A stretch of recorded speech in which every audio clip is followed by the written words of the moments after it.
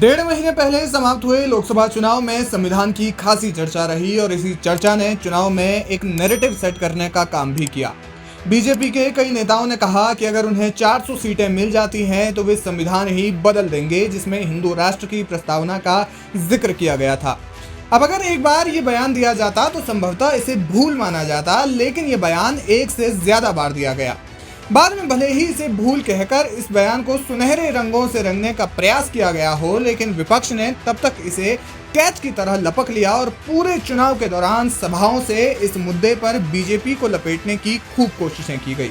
दूसरी ओर बीजेपी ने भी आपातकाल वाले समय को संविधान और लोकतंत्र की हत्या से जोड़ा और सत्ताधारी पार्टी ने कांग्रेस को एक तरह से संविधान का हत्यारा करार देने में कोई कसर नहीं छोड़ी। लेकिन बीजेपी का ये नैरेटिव सिर्फ चुनावी मंचों तक ही सीमित नहीं रह गया है, बल्कि उन्होंने 25 जून को संविधान हत्या दिवस के रूप में मनाने का निर्णय लिया है। जी हाँ, अब से हर साल आने वाली 25 जून को देश में संविधान हत्या दिवस के रूप में मनाया जाएगा, जिसकी अधिसूचना जारी कर दी गई है और राजपत्र भी आ गया है। 26 नवंबर को भारत के संविधान दिवस के रूप में मनाया जाता है, क्योंकि इसी दिन भारत का संविधान बनकर तैयार हुआ था। लेकिन अब देश में संविधान दिवस के साथ संविधान हत्या दिवस भी मनाया जाएगा।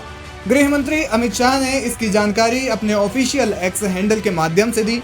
उन्होंने इसे पोस्ट करते हुए लिखा, 25 जून 1975 को तत्कालीन प्रधानमंत्री इंदिरा गांधी ने अपनी तानाशाही मानसिकता को दर्शाते हुए आपातकाल लगाकर भारतीय लोकतंत्र की आत्मा का गला घोंट दिया था। लाखों लोगों को अकारण जेल में डाल दिया गया और मीडिया की आवाज को दबा दिया गया। भारत सरकार ने हर साल 25 जून को संविधान हत्या दिवस के रूप में मनाने का निर्णय लिया है।